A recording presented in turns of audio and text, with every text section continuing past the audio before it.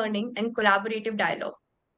To begin with, I now invite Dr. Deepak Mashru, coordinator of this workshop and assistant professor at the School of Law, Forensic Justice and Policy Studies, NFSU Gandhinagar, to share the program overview, highlight the learning objectives, and introduce the structure and expected outcome of this capacity building initiative.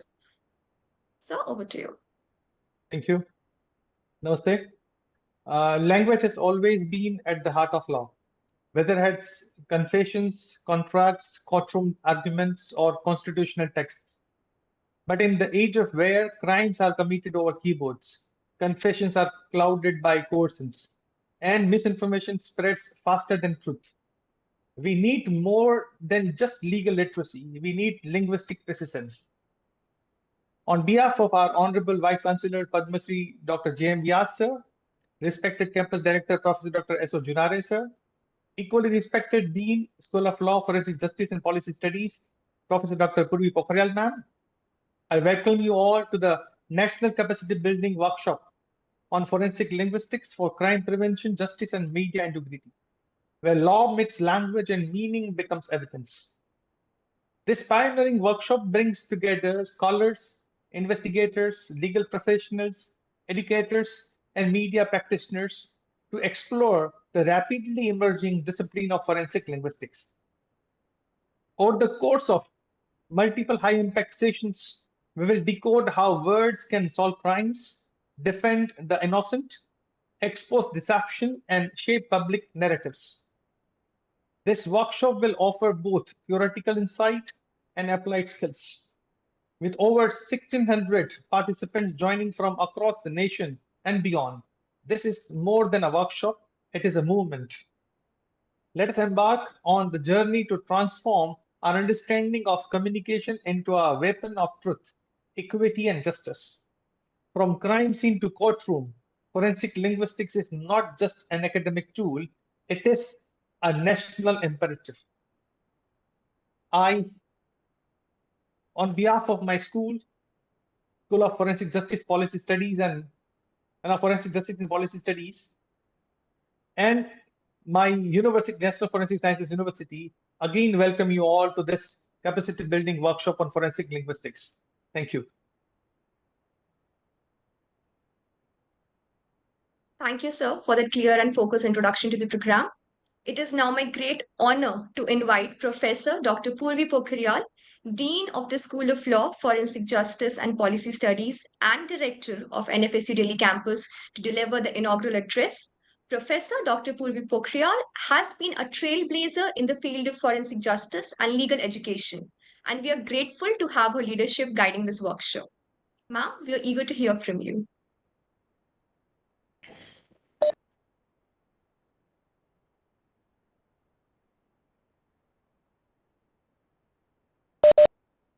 Ma'am, you are mute. You need to unmute yourself, please. Oh. Good evening, everyone. Thank you, Dr. Kalpesh Gupta and Dr. Deepak Mashru, for conceptualizing this novelty program, which is the need of the hour. I'm at the outset, I must apologize for the informal appearance. I'm sitting at the airport launch at Al talk, so bear with me. Well, this National Capacity Building Program on Forensic Linguistic Crime Prevention and Justice, along with media integrity, I'm told that has got a great response, because this is first of its kind in India, wherein we are talking about forensic linguistic, linking it with the crime prevention and media integrity. We have been discussing here and there about the importance of the forensic linguistics, but how it is how it could be a tool for the crime prevention and justice, and along with that, how do we handle the media reporting? So if you look at the past 2 decades, we have seen that media reporting on the live cases has been constantly on rising, and there are different narratives that is getting built up. Sometimes these narratives are half baked, half cooked. at times it devoid of factual aspects. It also lacks the clarity on the legal issues. And then when we talk about the linguistics, especially with reference to prevention of crime, and when we talk about the entire justice dispensation system, what we call that language is the heart of law. Language is a sword of law. Language is that particular equipment through which we argue and we try to seek justice in the court of law. Not only this, but in the entire process, right from your inquest to right from to your charge sheet to investigation report to the forensic report to the dying declaration to your witness statement, every in and the way in which you design your cross examination and examination in chief, every aspects, the kind of a language, the carefully curated language which is getting being used is something which plays a vital role in the entire dispensation system. And to understand the nuances of these particular aspects, I think this unique course that is being designed by the Dr. Mashru along with Dr. Kalpesh Gupta under the banner of National Forensic Sciences University. So at the outset, I welcome all of you, and I'm pretty sure that this 5-day program is going to be a fruitful, engaging exercise for all of you, because I'm told that they are going to they're going to be a discussion on a lot of case studies, wherein what kind of a language will turn the table, what was the mistakes, because I still remember, if you look at the language for the legislation and the language for the court, and especially the book by JC Thornton, how the semicolon and colon can change the entire gamut of the business. So this is something, it's very important, and especially when we are looking at not only this, when you're looking at the language with the forensic lenses, suppose it's a dying declaration, how you're going to interpret this particular statement. So there are different kind of aspects of this nuanced area, and I'm glad that my colleagues have taken up this initiative. We really would like to hope that this area should be further strengthened by the deeper understanding, by not only by law academicians, but basically who are involved with the criminal justice dispensation system, made with the prosecutors, made with the police officers, made with the forensic scientists, and even the defense counsel and the judicial officers, because the kind of scenario that is getting emerged in a couple of cases that we are going to discuss in this 5-day program will really give you a further insight that how this area is getting emerging and what kind of a role it is it's playing, and it's this particular area is going to grow in coming days, because now what we are looking at, this justice delivery system which is based on the science and technology, so science supporting justice, and these endeavor, the forensic linguistic understanding is going to be a major tool for the new India, what we are looking at, a crime free India, or the India wherein we are looking at the stronger law and order situation. So I wish all of you a great learning opportunity. I wish the organizer a great success. And with this, I end my talk. Thank you.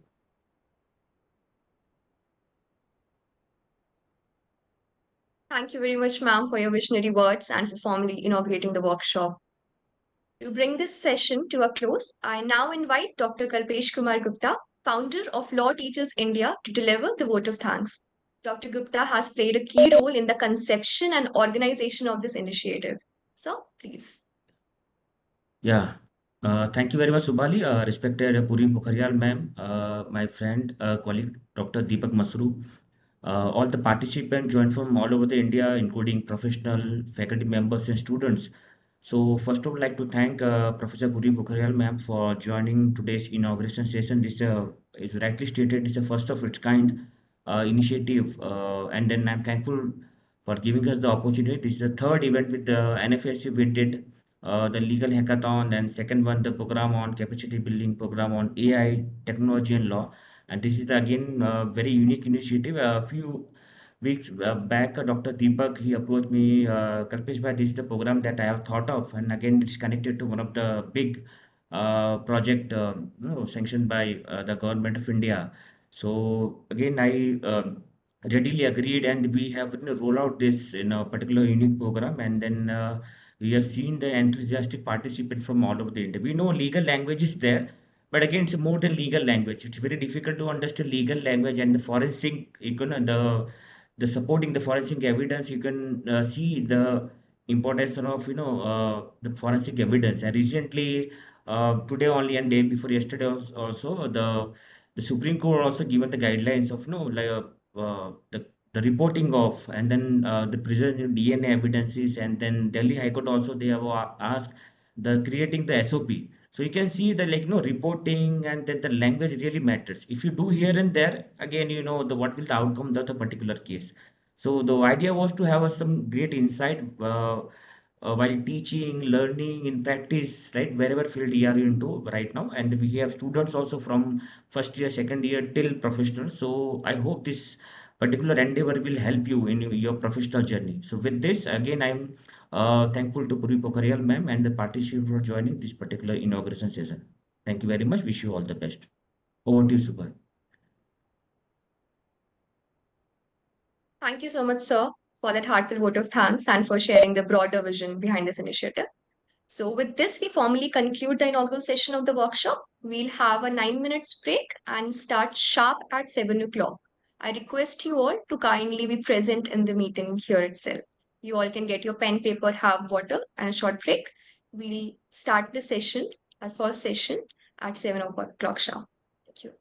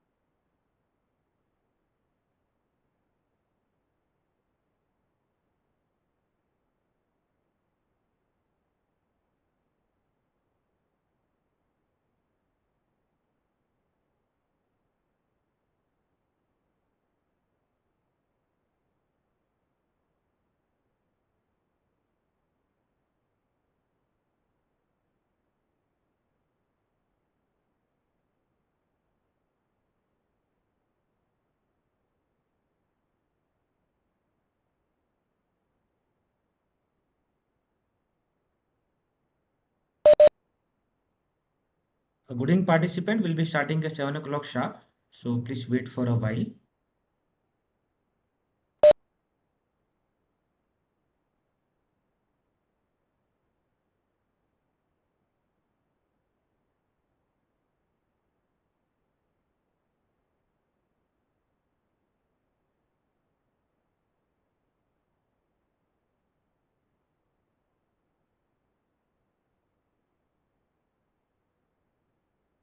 Good evening, everyone. I once again welcome you all to the National Capacity Building Workshop on Forensic Linguistics for Crime Prevention, Justice, and Media Integrity. We'll directly move into the first session of the day. The topic is Language as the Legal Evidence, the Basics of Forensic Linguistics. This session will be conducted by Dr. Deepak Mashru. So, we are ready to begin.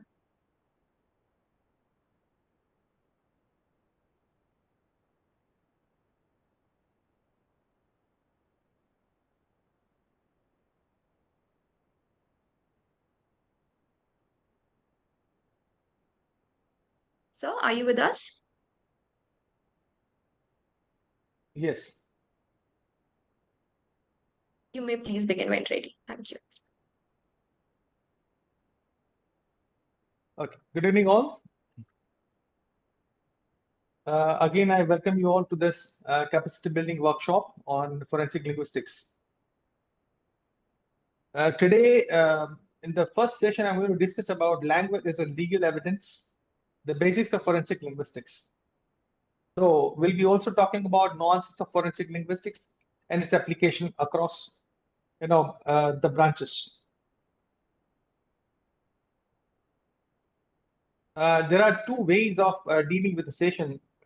Number one, you can, during the session, at any point of time when you feel that you have a query or question, you can raise your hand so that the moderator will allow you to unmute your mic. You can speak, or you can put your comment or question or query in the chat box. We'll address to it.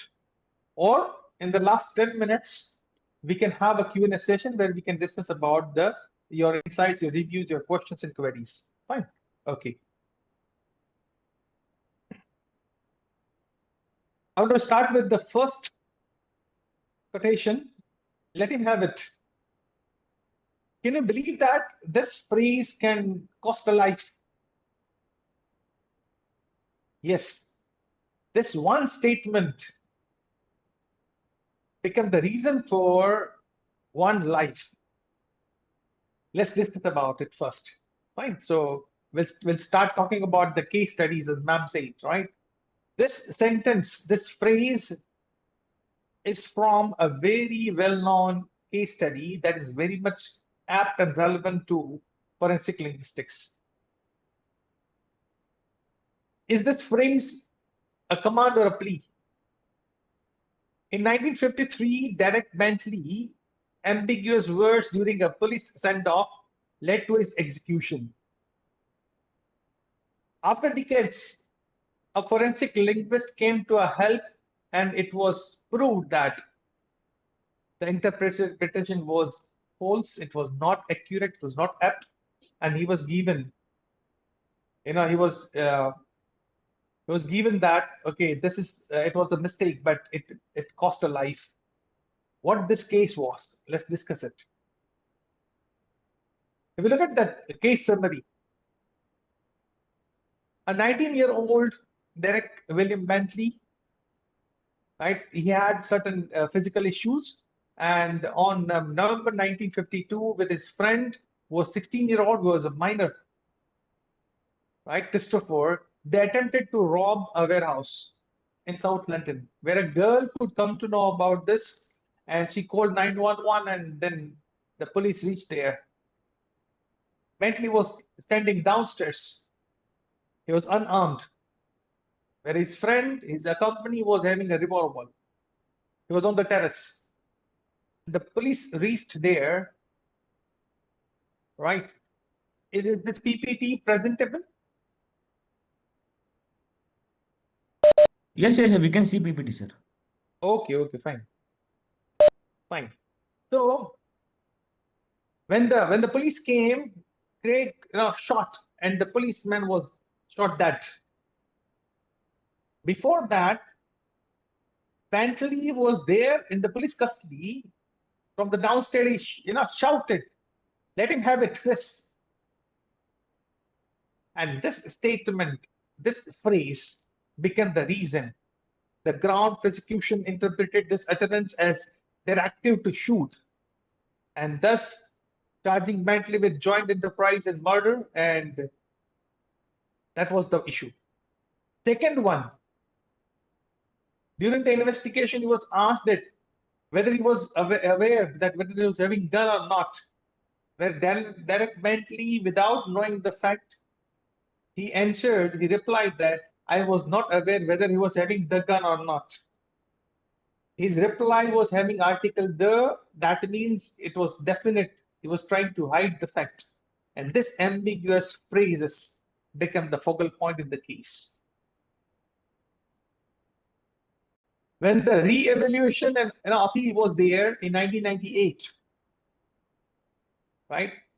The reasons were included the unfair trial procedures, misleading judicial summation, Bentley's mental incapacity and failure to account for the ambiguity in the utterance, let him have it.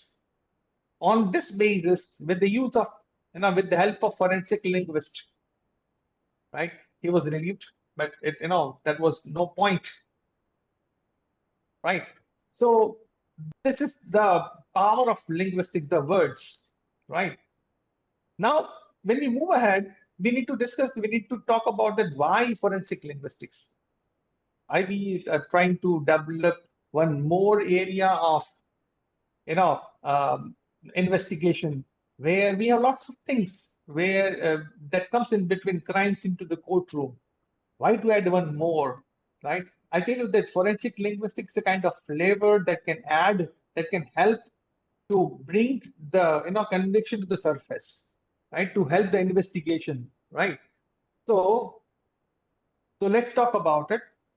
Forensic linguistics is used in investigation across several countries. Be it United States, United Kingdom, Canada, Australia, right? Germany, Netherlands, and many more. But these are the countries, developed countries, right? Where even in those countries too, the forensic linguists are there, you can count on your finger. As so it has been invented, it has been, it came into origin for years, but it could not emerge as another vertical. And this workshop is an effort to bring out awareness about this vertical and to develop, this vertical. Fine. So these countries have recognized the importance of linguistic analysis in legal context. And by leveraging this linguistic features to solve crimes, analyze legal documents, and interpret testimony.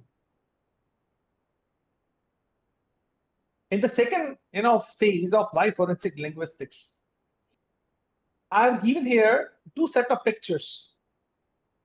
When we go back to our roots to understand the power of words, right? On my left-hand side, there's a set of 6 images where it is mentioned at the end of image, self-love, beauty, passion, good job, well done, rescue, protect, or happiness.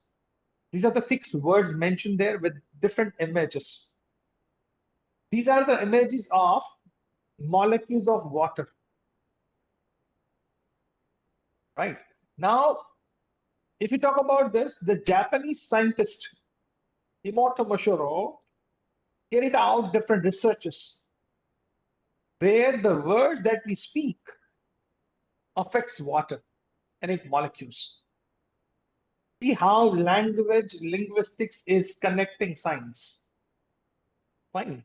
Now, if you take a water bottle, a transparent water bottle, right, and you talk to water negatively, the molecules will be negative. If you talk to water positively, the molecules will be positive.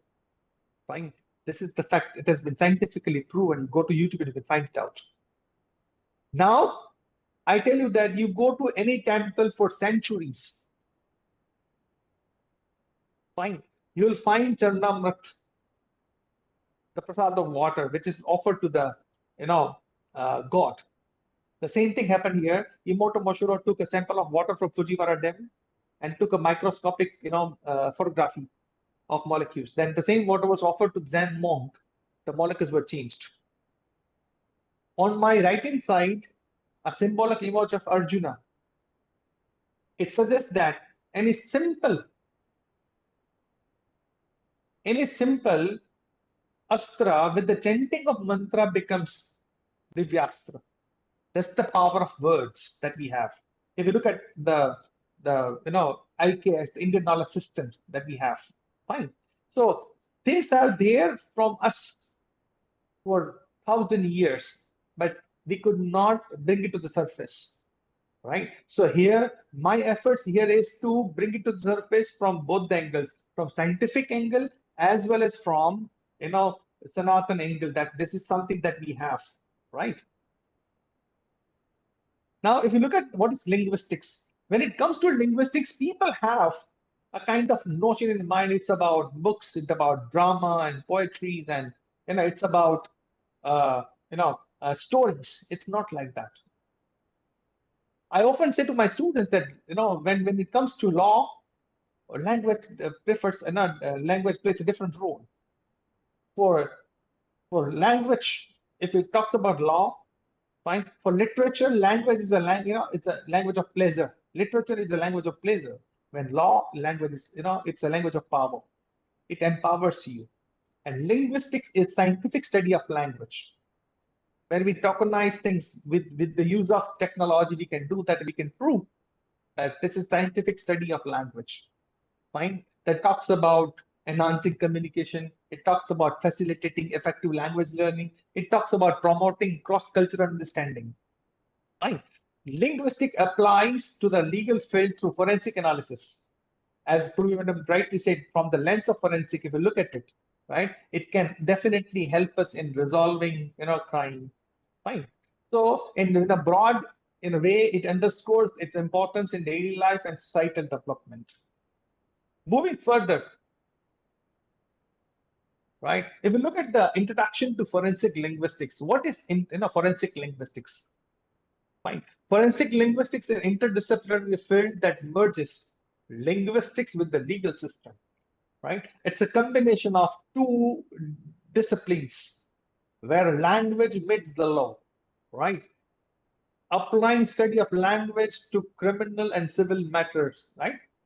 This fascinating discipline encompasses everything from analysis of written, spoken, right? It can be identification of authorship, it can be understanding of legal text, it can be, testing the testimony of, of the person in the court flow, right? Where the language comes in the picture, be it in spoken, verbal, written, or non-verbal, everywhere forensic linguistics can play the vital role. Now, what about the scope of forensic linguistics? As I mentioned, that forensic linguistics is where language meets the law, right? That means the meaning of the words, sentence, statements becomes the evidence. Let him have it. A simple phrase becomes the evidence for somebody, right?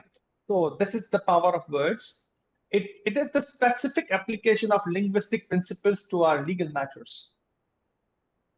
The forensic linguistics as a discipline scrutinized both written and spoken forms of communication.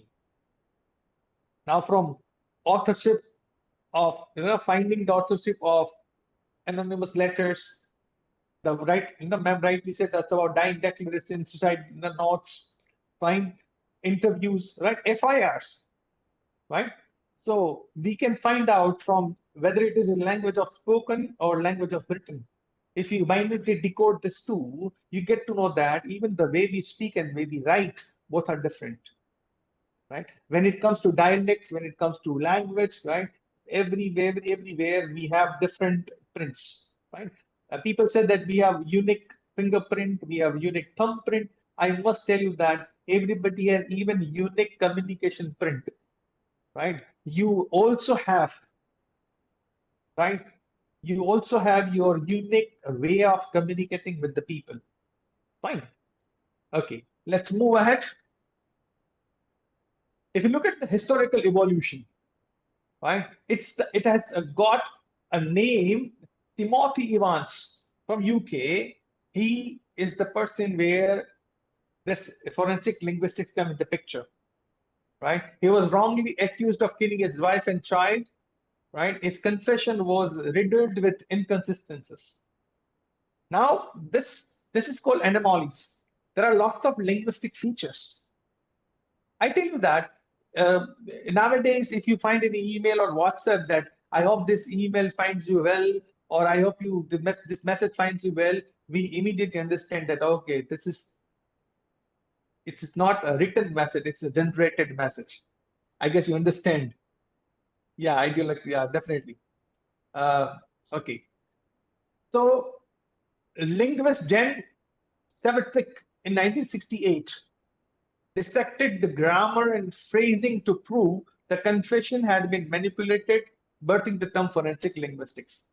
So it has got a long roots, right, in UK. But if you look at India, I mean, when I try to map, Indian knowledge systems with forensic linguistics, I also talk about it. Then whatever people follow, right? Before 400 years, we have been following the same thing before 4,000 years. But it looks beautiful when yoga goes to West, comes back as yoga, we accept it. Fine. When asana becomes yoga mat, we love it. That's the irony, but we have to accept it. Now, as this is going to set the stage for the next 4 days and different topics, so I thought to have a broader idea of forensic linguistics, right? So if you look at it, the key areas of forensic linguistics, where there are 10 different areas where we can find that we can map forensic linguistics easily. It starts with the language crimes, right? It talks about authorship attribution. It talks about trademark disputes, plagiarism detection, forensic phonetics. Yeah, I'm coming to the point where legal interpretations, right? When you teach your students IoT, interpretation of statutes, you can use these linguistic features. When you talk about the different sections, be it BNS, BNSS, or BSA, fine, you can talk about these features, right? Witness statement analysis, discourse analysis, threat and deception detection, and forensic stylistics. Right? Well, I'm telling you that when the person who is learning from legal aspects, when the person goes to a court of law, fine, that person will have to talk about it. The person will have either the strengthened argument or undermined arguments. For everywhere, you will have to understand the linguistic aspects.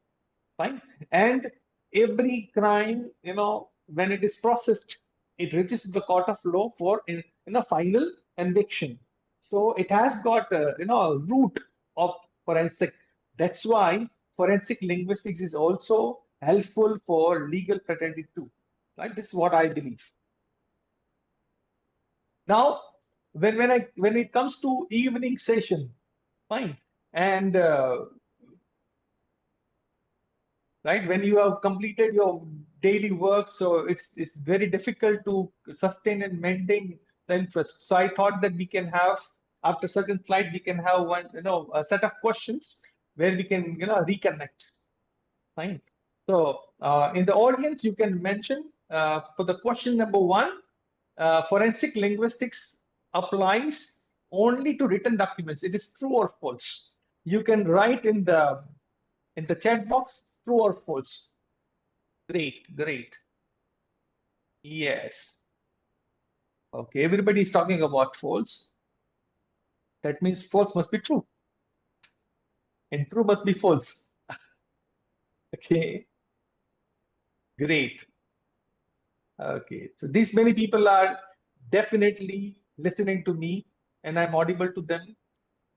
They can comprehend me. They can understand what I speak. Wow. Okay. Now, second question: can language alone determine the guilt or innocence of a suspect in some cases? Yes or no? You can answer either yes or no. Wow. Okay, we have got yes and no competition. Yeah.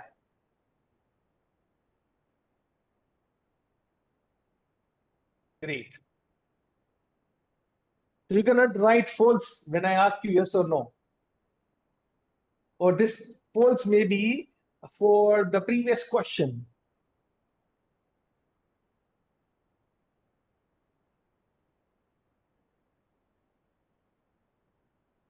Okay, great. And if you look at this question number 3, which of the following would most likely require a forensic linguist intervention? A, an unclear advertisement slogan. B, a disputed courtroom confession. A or B? Oh, great.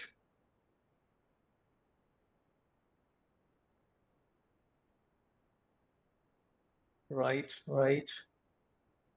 Okay, okay. Acha, somebody said A. Okay. A, B, B, A. Okay, okay. Right, right. Great. I'm very fortunate to find such an active audience. Right. Otherwise, or such online sessions are, feels like you are addressing the graveyard. Nobody respond to. But this is something very, inspiring, encouraging. Great. Okay. See, the first one, right? The first one is false, as everybody mentioned, because forensic linguistics covers both written and spoken. Second one was, can language alone determine the guilt or innocence of the suspect? In some cases, yes. Ambiguity in spoken language, like in Bentley case, or deceptive writing, that is false confessions, can influence legal outcomes. And the third question, where everybody mentioned B, is correct, because forensic linguists help analyze legal speech acts, confessions, right, and the intent dispute trial. I'm just what to respond. Yeah, Kalpit, if you can look at some question. I'm sharing from my end, so I'm not able to look at the somebody's Yes, raised yes, hand. Professor. One second. Tithi Adhikari, please wait for a while. Understand thing. It may be difficult for you. So she's not able to connect. How, you'll get the answer. Maybe today or Okay. day after tomorrow. So please have some patience. Ananya, you have raised your hand. Must be Gen Z.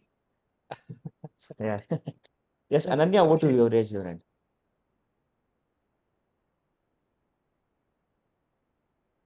Okay, no problem. Over to you, sir. Yeah, okay. Can we go ahead from now? If I get yes from now, I'll go ahead.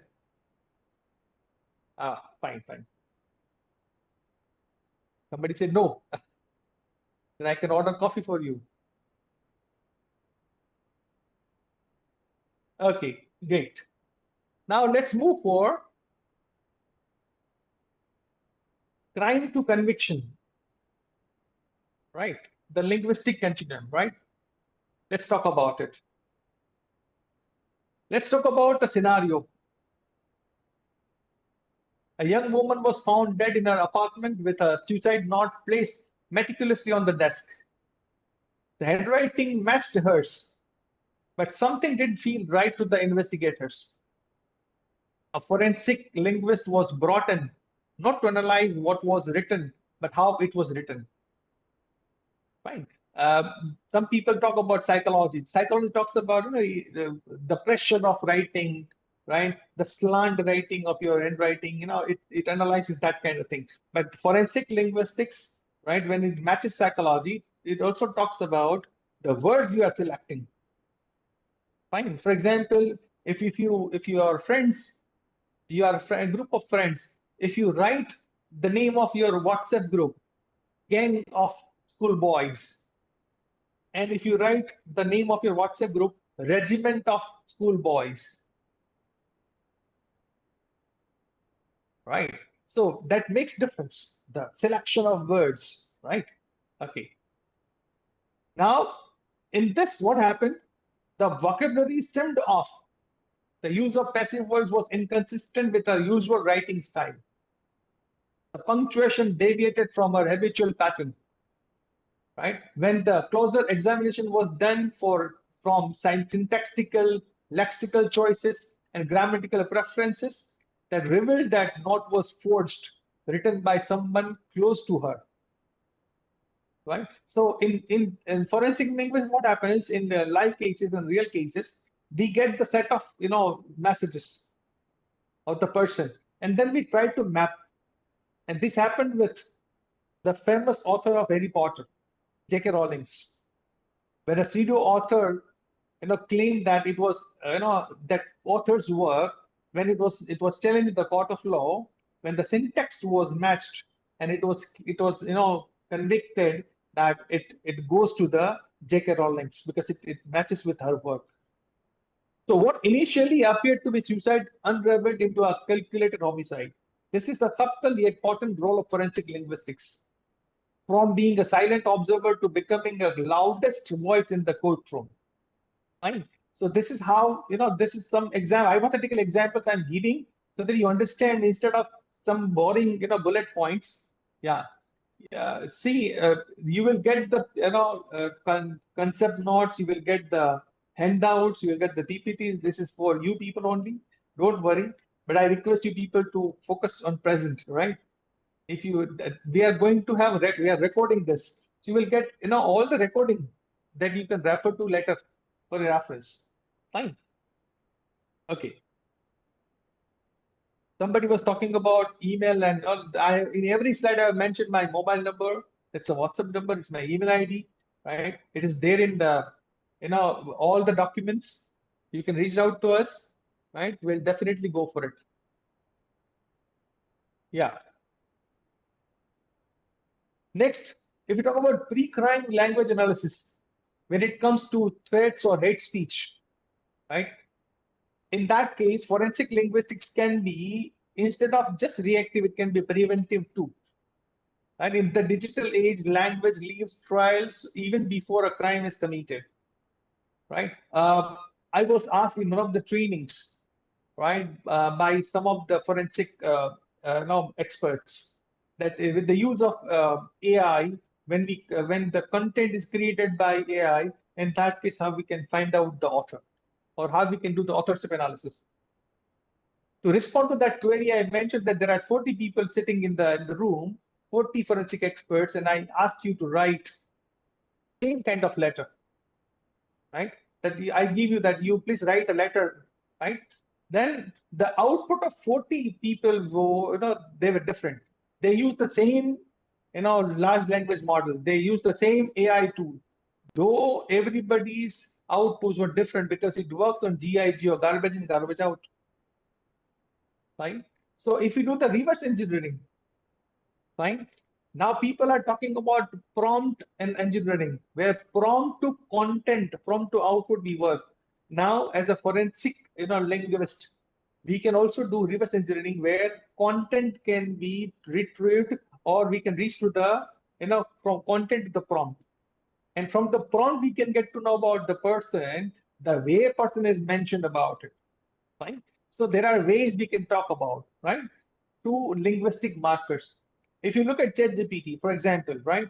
You can generate any content. You will find that it will give you in paragraphs where the content is of 5 lines each paragraph.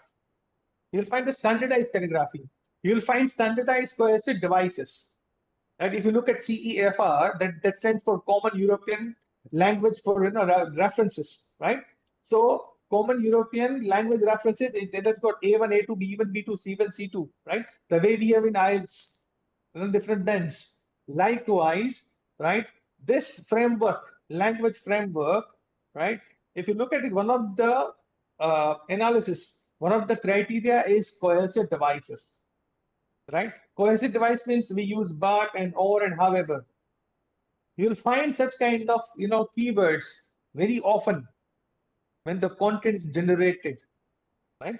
So we can use AI for the use of productive ideas, but we cannot use AI for production. Fine. So this is the difference. So here in AI also, the use of linguistic markers, we can decode. It can be a bit difficult, but it is not impossible in a way. When it comes to police investigation or confessions, sometimes it's difficult to believe that whether it has been, the person has voluntarily done that or not. Fine. So in that way, we can find out. Yeah, Muskanji, what's the question? If you can, yeah. Achha, it was by mistake. Okay. So the first one, we can validate whether the confessions were coerced or not. Right. So in that way, we can find out where they given voluntarily or they were been forced. I tell you, one of the cases, it was found that, fine, because when we go for confession, fine, what happens that it is written in spoken language, where somebody is telling and somebody is writing and then signed it. For example, letter. I'll do this letter. In speaking, I use the word letter in the end of the sentence. In the in written English, sometimes I use letter, comma, and then I use the word. Such kind of anomalies we find if we have a list of words or corpus developed, right? We can easily find out, right, from the transcripts whether the questions, whether the confession was there, dictated by somebody, or it was given as a print that you write down this and then sign, right? Okay. Statement analysis and scan used to detect deception. What do you mean by scan? Scan stands for scientific content analysis. Yeah, anomalies, right? This is called linguistic anomalies, right?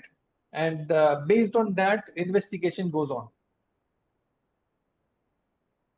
Now, it also affects the courtroom influence and post-trial appeals, right? If you go in that way, fine. The courtroom is a battlefield of words. The person who explains this in a better way or try to convince with the words, that person is a winner. Statutory interpretations, witness testimonies, and legal arguments, they are all linguistic constructs. I guess the one who was asking about how it connects with the law, this slide is the answer for that.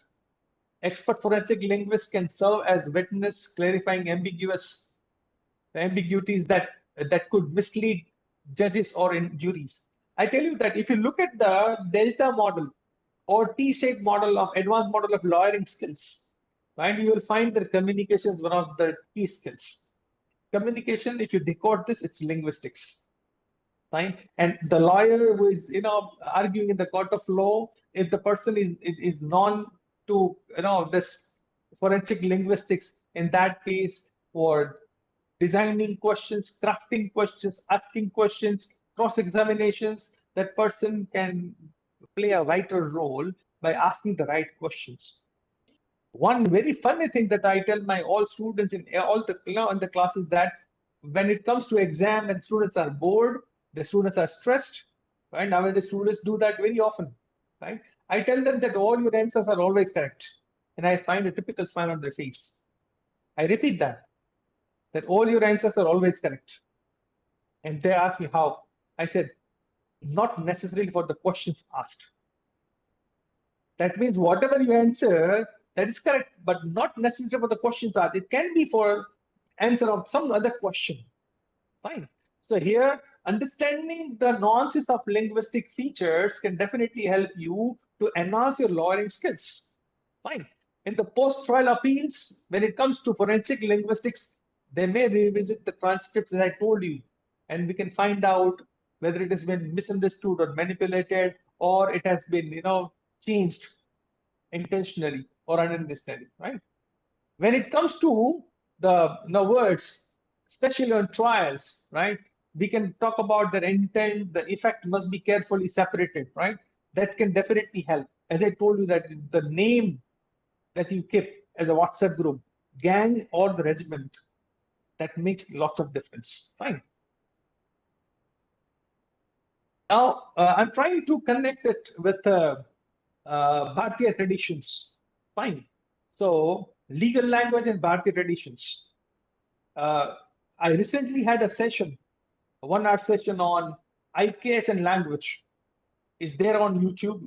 I'll not go in detail about it, as I want to cover broad areas of linguistics. But I think that I can include it as 1 or 2 slides, and I can talk about fundamental things about IKS.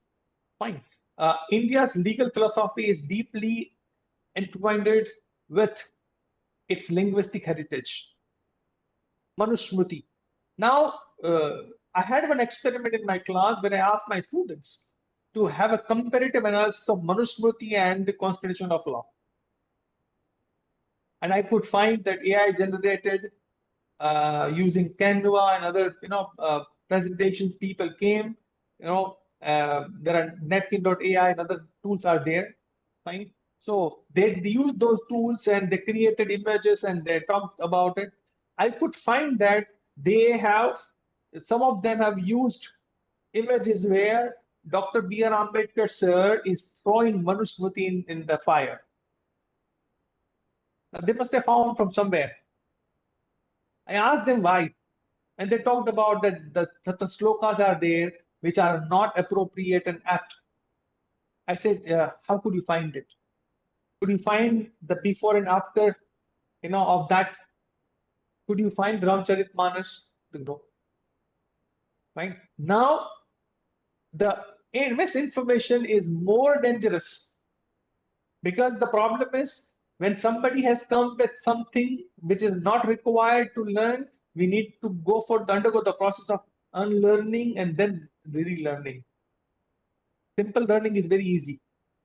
Then I had to talk about Manusmriti. I had to talk about Ramcharitmanas. I had to talk about how this Chopai and how this sloka works, and then they could find when they have interconnected links. Fine. Okay. Now in the speech we talk about Satya, Hitam, Priyam, right? That is truthful, beneficial, and present. But things are there. This is not everything. We are talking about something from without references. In that case, that can create lots of issues. Now, words were not tools of debate, they were moral instruments. Right? I tell you that the Shabd, that was one of the 6 pramanas. It was very praman. It worked as a vahak for all 4 the major things that we had, artha, kama, moksha, right? That we have, what we had. Fine. We'll be talking about it. So Nyaya Sutras, the pillar of classical Indian logic, classified the verbal testimony as one of the 4 valid pramanas. Fine. So this is something that we can dive and explore more details. Now, if you look at this, you can eat your cake and have it too. If you remember the first statement, the beginning of the session I mentioned, let him have it. And it's about you eat your cake and have it too. Fine. This was another statement that helped FBI to resolve the case, which is considered as one of the most expensive, one of the the cases that went on for years. Yes, I'm talking about another case. When you type forensic linguistics on YouTube, you'll find Bentley's case and another case. Yes, I'm talking about the case of Unabomber. If you want to understand the significance of forensic linguistics, if you go through these 2 cases, you understand it very easily, right? The statement, you can't eat your cake and have it too, right? This was the statement in the Unabomber case, which is a landmark case study in forensic linguistics worldwide, right? It helped them, right? Where you can find that language leaves a trace even when fingerprints do not, right? How it worked, I'll talk about the case summary. Is there on the screen? How it was in a bomber? Just imagine from 1978 to 1995. A series of 6 bombings in the United States killed 3 people and injured 73 people. The exclusive, elusive, preparatory, targeted universities and airlines. That's why university and airline bomber, Unabomber. That was the target, right? Now, this was the person who used to write manifesto, right? And the entire manifesto was, printed, published in the New York Times and Washington Post in 1995, where the brother of the suspect came to know that this writing is very similar to my cousin, right?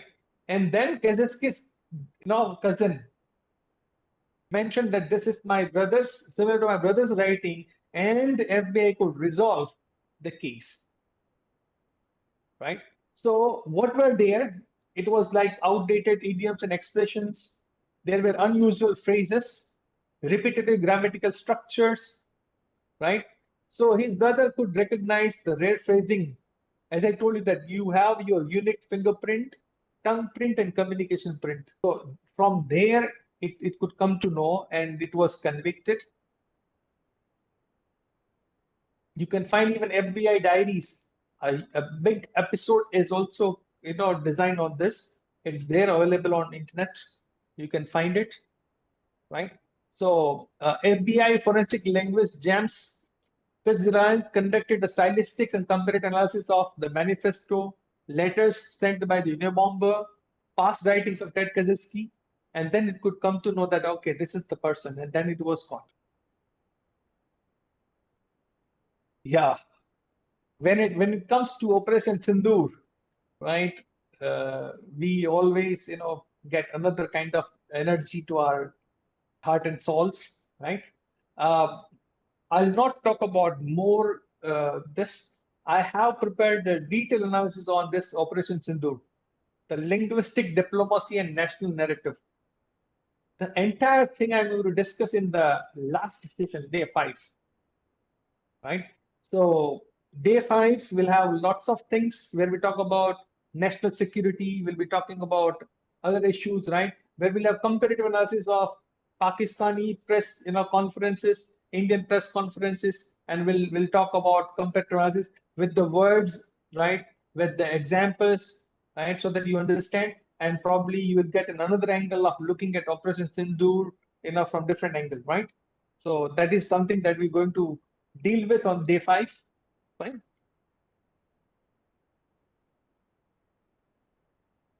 Okay.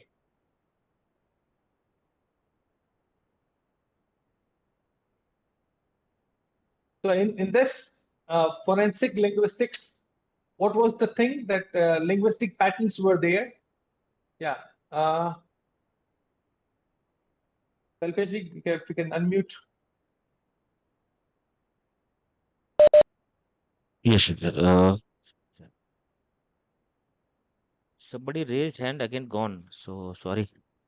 Mhm. Yes, participant, you can raise your hand. Yeah. Must One be a missed call.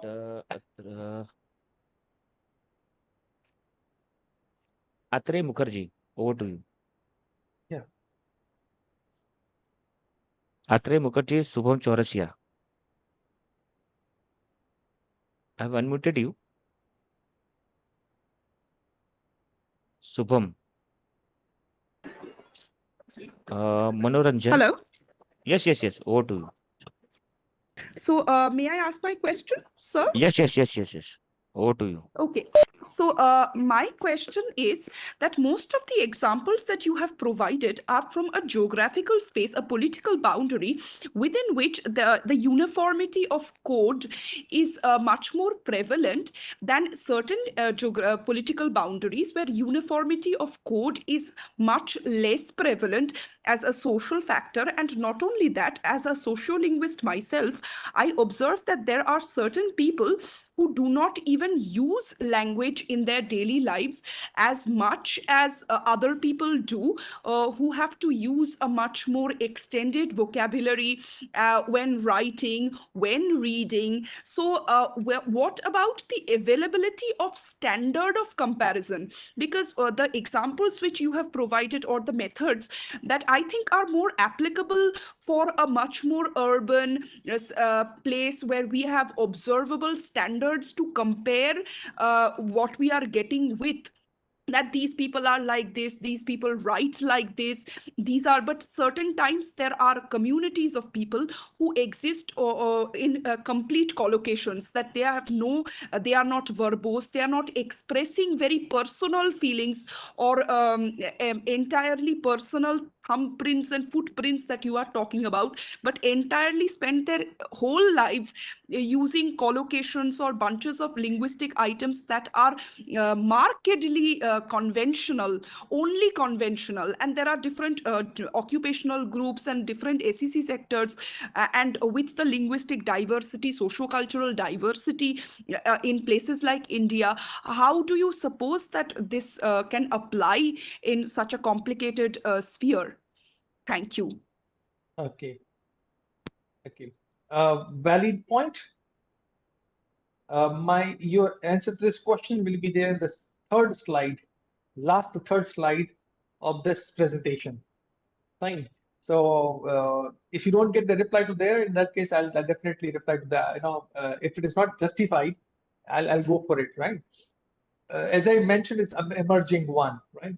So definitely there are issues, there are challenges, right? And one of the parts in the last we need to discuss about it, how we can take it further, where I'll be needing you to help me out with twisting a question or looking at your question from the different angle, which can be the solution, right? So will it be fine if I answer it in the second last slide or last third slide when I reach the presentation?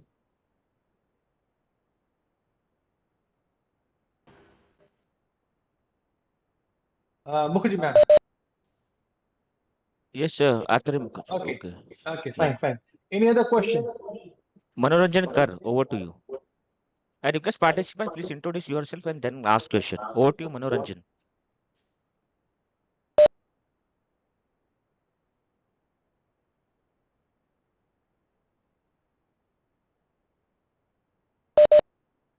Sir is not, I think. Over to you, sir. You can go ahead. Okay, fine. And now, when it comes to language in media and public opinion, fine. So, I just picked up a few things from the media in 2022. A series of anonymous telegram chats circulated dark market, linked, and assassination offers. The language was terse, code heavy, and filled with symbols. Investigations were stuck with until they brought a forensic linguist. As I mentioned, that there's a non-verbal communication, emojis, right? One of my students, he tried that how emojis, memes can work. Fine. So this is another aspect of looking at the question, right? Okay. The experts identified the recurring syntactic rhythm and unique abbreviations that link the chats to a defamation blog written months earlier. And from there, they could come to know about the case, right? So this is another example where we find, because I'm trying to, go, on the surface, because I want to go for, covering all the aspects, right? Now, when it comes to language and technology, right? Chat logs, hashtags, emojis, fine. So modern crime thrives on a digital screen, on your mobile screen. The social media, gaming platforms, end-to-end encrypted chats, host dialogues, they are legally actionable, right? Hashtags often encode hate, emojis replace threats, and usernames carry ideological markings. When it comes to forensic linguistics, now they study emoji placement, character limits, spacing, anomalies, and timing of replies. This all works, right? For example, a fire emoji next to a violent speech is not innocent. While I was delivering speech, when I reached to the slide number 7 or 8, somebody replied with, clap, somebody replied with fire. Fine. So it's happy birthday, have a blast. So happy birthday, have a blast is a different. Fine. Hashtag bomb, hashtag blast, hashtag flight number is a different story.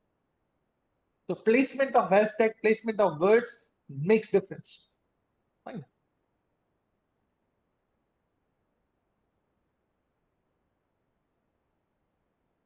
Yeah. This is the slide where I thought that we can talk about it. Fine. I want to have more discussions. So on this slide, we'll invite questions, queries, discussions. Fine. So the first point which relates there is India's forensic landscape is growing, but forensic linguistics is still in the emerging part. We face lots of challenges. Why? Because the lack of standardized protocols. There are no SOPs. Fine. Why? Because we need to develop it. We need to develop the corpus. Fine. This is the need of an hour. And that's why we have come here, right? This is about sharing, right? Where we can collaboratively, we can together go ahead and we can do something to uplift this vertical for the benefit of the society. There are minimal trainings on this. There are limited awareness among the law enforcement and judiciaries. Just imagine how many wrongful confessions and confessions go unchallenged because no one analyzes the linguistic portion. Same is the case with FIRs. Same is the case with dying declarations. Same is the case with suicide notes. You'll find lots of people around you, right, doing, in research from social point of view, social linguistic point of view, from psycholinguistic point of view, but what about forensic linguistic angle? This is something we are missing, right? Or we are not aware that this can also be applied along with this too. I tell you that this alone cannot stand strong, but this can definitely help other things, working strongly to strengthen the strength of other aspects. Forensic linguistics can definitely help. Fine. You just imagine that how many cyber threats go unresolved due to lack of authorship attribution capacity. So what is required? We need institutional adoption of linguistic evidence. We need to integrate into forensic labs. We need to go for capacity building for police, lawyers, educators. Without this, justice remains partial, right? I have not covered the Indian cases because there are very less cases from India where we could find that forensic linguistics intervened. Fine. Okay. Now from this point, we'll have a pause for 2 to 3 minutes where we'll have discussion and we'll invite questions, queries, observations, so that, yeah, definitely, Guptaji, this is right. The different cases are there. Fine. So we can discuss about it more, and then we can go ahead for next. So those who are interested to share, right, expression or questions, queries, observations, please. Yes, Muskan, Dr. Platform Shruti, is open. Yeah. Osin Sharma. Muskan, Dr. Shruti, Osin Sharma. Please speak one by one. I request all of you, please introduce yourself and then ask question. Over to you. Yeah. Good evening, sir. I'm Dr. Shruti. I'm doing postdoctoral research in Kerala University, Kerala, and actually, it is not my observation. I'm sharing my immense pride and pleasure with Deepak Mishra sir and your team because I did my PhD in forensic linguistics in Kerala, and I developed three models of forensic analysis for suicide note, for forensic statement analysis, and trademark in my PhD, and from very genuine data from Kerala Police. And I also associate with Kerala Police in Kerala as intern. And Kerala Police awarded me an internship for forensic linguistics. And along with that, one of the most reputed forensic linguist of our country, Abhinav Kumar Mishra, appeared for my PhD Viva, and he has stated that the model which I developed as is the first model of forensic linguistic analysis in India. The immense proud that I am sharing is that it is quite difficult challenge task that I have from Kerala to put forward this subject up to that to Kerala Police, to represent Kerala Police Science Congress for the very first time.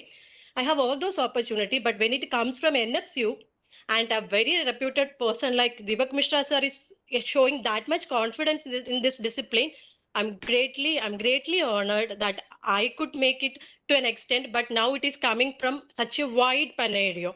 I'm so happy, and I really wish that that it comes out and very soon as a forensic science subject. No, it is difficult for me in the very beginning to convince a police officer, even a constable, that forensic linguistics is a subject. It has a potential that can come out with very wonderful findings. But after my PhD, I proved it at least to Kerala. Kerala police training docket has taken a chapter from me to have this forensic linguistics for police training. So up to that, Great. I could take up here in Kerala with the expert, with the guidance of my ma'am, Dr. Prema and Abhinav Kumar Mishra sir. But after having this from NFSU, it's great. It's really great. And I'm really thankful as a very young scholar that, sir, you took this much of confidence in forensic linguistics. Thank you so much, sir. Yeah. Shruti ma'am, when you've done something in forensic linguistics, definitely you're most welcome for the Yes, joint sir. ventures, and definitely we can collaborate and we can go ahead Actually, sir, for the best. I think 3 or 4 months back, I came to know about your name, and Right. somebody told my sir, Professor Sri Kumar from Kasaragod Central University, told me to connect with you. Right. Actually, I never expected this much of interest, not this much of confidence you may have in this discipline. I could not even my linguistic professors used to blame me that why you going crazy, Shruti, with this forensic linguistics original case data. To get a piece of original case data, even it is the most hardest task. But I worked on Right. genuine case data from DCRB, and I worked on suicide notes, and I find out the very first model in forensic linguistics. Abhinav Kumar sir stated it in my report that this is the Right. first model to have in, and I'm really proud that I could not explain, sir, how much pain I have to take this subject out. But you are showing this much of interest. Thank you so Yeah. much, sir. It's a great Yeah. honor for the researcher. Your Thank you pain will so not much, go sir. to vain. Don't worry. Right. We'll take it Yeah, forward that I know, definitely. sir, because it never went vain. That's why Yeah. Kerala Police has taken it for a chapter Yes. in Yes. police training. We'll And I we'll wrote that chapter. we'll I wrote it for definitely them. take it to the national level. Right. Yeah, thank you so much, sir. Thank you so Definitely. much. Yeah. Yeah, Thank you, okay, ma'am. sir. We will Yeah. connect you, sir. Thank you. Definitely. Thank you. Definitely. Yeah. Thank you. Uh, Any other observations, questions? Yeah. Next, Oshin Sharma, Tejali, Muskan, any one of you? Yes, Oshin Sharma. Oshin Sharma. Hello, my name is Oshin Sharma. Yes, I'm yes, yes, you're welcome. practicing advocate from Rajasthan High Court, and I'm very grateful to be a part of this. This is very enlightening. So, my question is that how is a forensic linguistic different from a handwriting expert or any kind of expert for that matter, as provided Yeah. in section 45 of the Evidence Act? Like, Right. are they because when court gets stuck with any suicide note or anything, or even in cyber crimes, they call on experts. So, how are these forensic linguistics different from Okay. those many experts? Okay. You specifically pointing out about the people from QA, QD, right? Caution document people, right? Okay.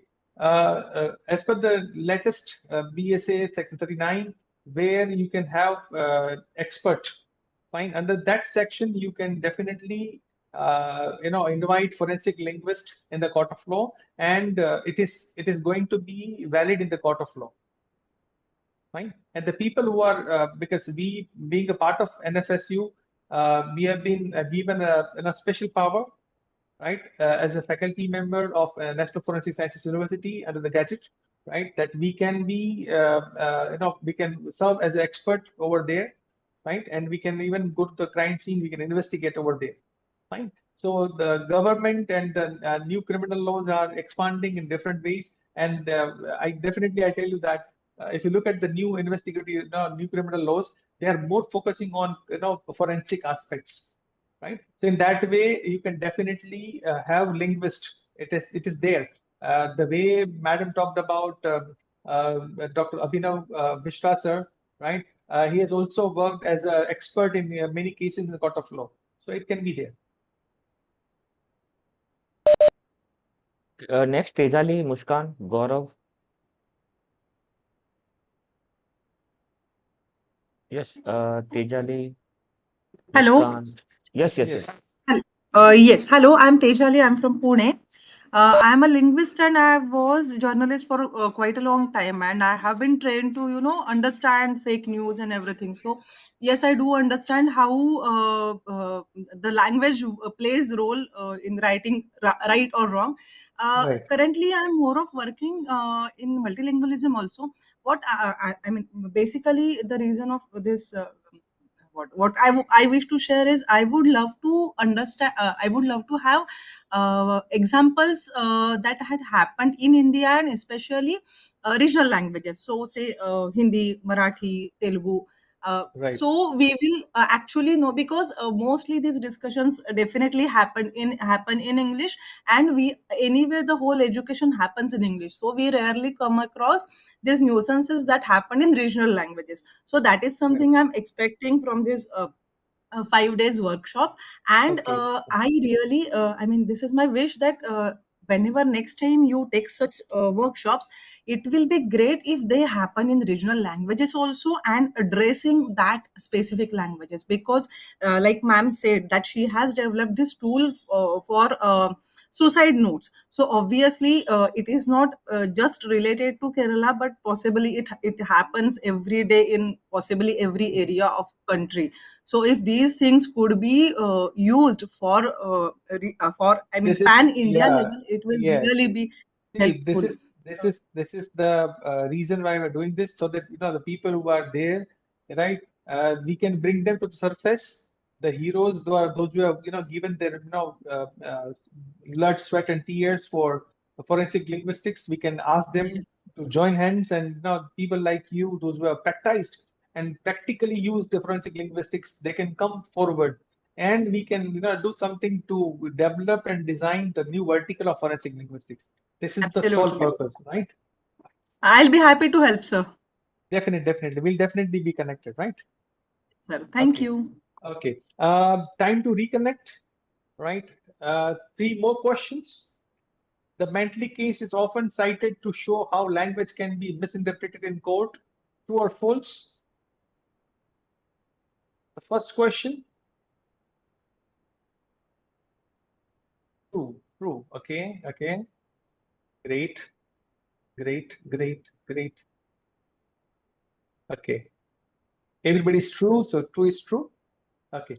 Can emojis and hashtags in digital writing be used for authorship analysis? Yes or no? Question number two, whether yes or no? Yeah, it is yes too. Okay, great. I'll be a bit quick because we're running out of time. Okay. The third question is, which is the biggest limitation in using forensic linguistics in real-time crime response? A, lack of tools. B, lack of standardized protocols and trained experts. Yeah, somebody said both. Yeah, in a way, both can be there. Somebody talked about SOP. We're working on that. Fine. Okay. Let me take you to the answers. Yes. The first one is true. Second is true.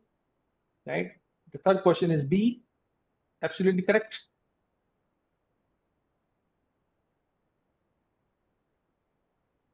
This is the last slide. I mentioned as we can and we will. From the echoes of a whisper to the weight of a verdict. We shall design, develop, and disseminate forensic linguistics, empowering every investigator from the crime scene to the courtroom with the signs of truth in every word. Fine. So this was the thing that I wanted to talk about. Stay tuned for more interesting, engaging, and inviting sessions. I express my gratitude for you people having me here and sharing your views and listening to me. The house is open for next 2 minutes for your expressions, for your queries. Yeah, definitely you can connect with me on my WhatsApp. You can call me, you can email me, right? I'll be available there. I'll be more than happy to help you out and assist you for your queries.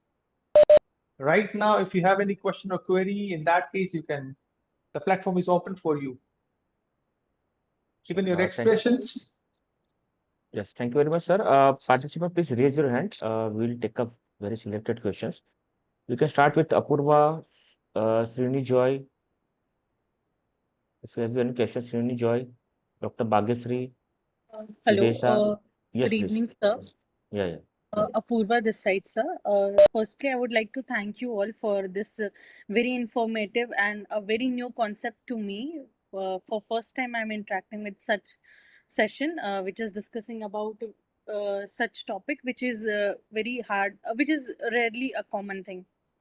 Sir, I wanted to take a suggestion from you. Like this year, I graduated. I passed from a integrated course in law.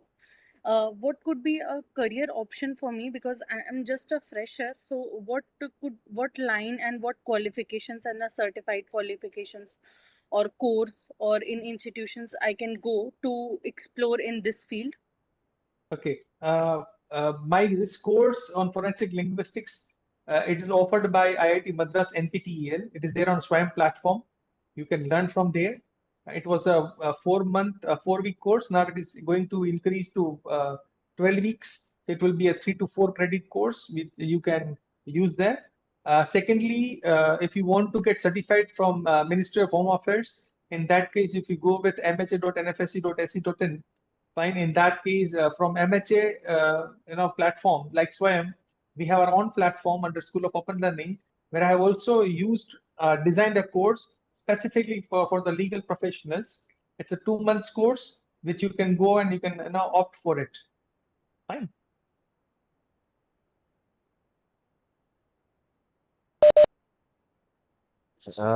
Any other question, participant? Let me open. Ajay Tambulkar.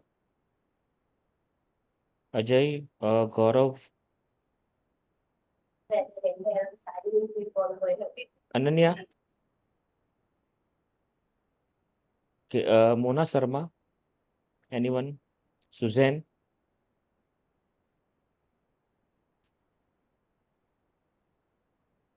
Srini Joy.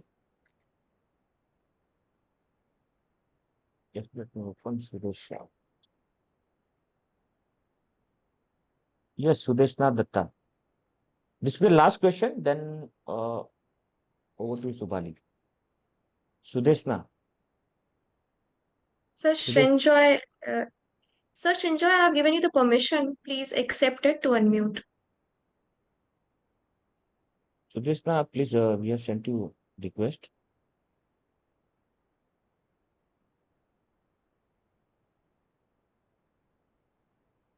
It's not able to do. And We have sent you the request to unmute. okay, Saranya, Muskan, Mona. So this was last question. We will speak first.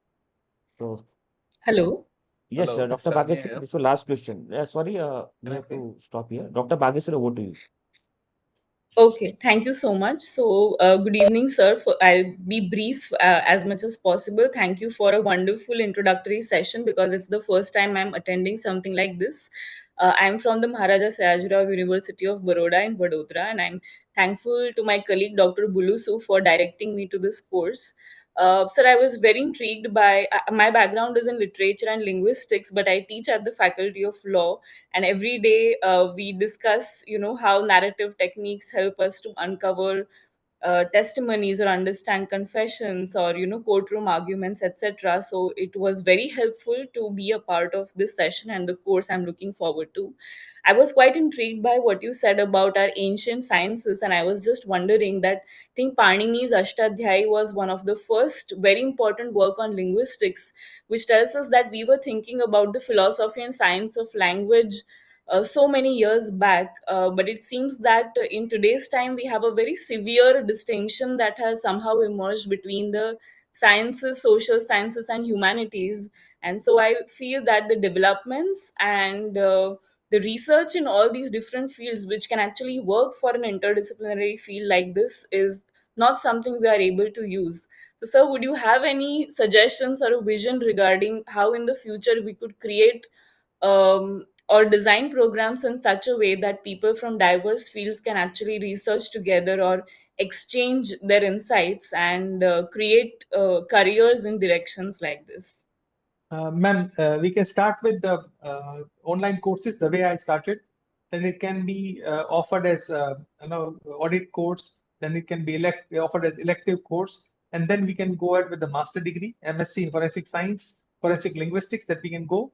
And along with that, if we have some students, like I have one student who is doing pursuing PhD under me, right, in forensic linguistics about dialectology, fine. So with this, we can definitely, it will be a slow but firm start to develop this vertical, fine.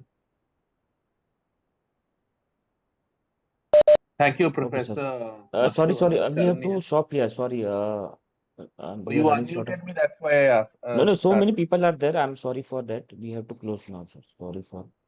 We have with so many people raised. Yeah, you can connect with me on WhatsApp and email. I'll definitely respond to you people, right? Yes, sir. Because so many raised, nobody speaking. So sorry for that. Yeah, over to you, Subali. So We Dr. have Deepak another. will be, sorry, Dr. Deepak will be there, right, on the final day. So please reach out to him whenever any questions are. Over to you, Yeah, Subali. exactly. That's exactly what I wanted to inform everyone. We have Mashru sir with us for another 1 hour 15 minutes in the next session. So by then you can reach out to him via email or WhatsApp and ask him your queries. He'll surely attend to them. And you all have been a brilliant, engaging audience. Totally, you were participating actively. I'm still getting a lot of messages that the session was brilliant. It was very well curated. So I thank all the participants on behalf of NFSU and Law Teachers India for actively participating.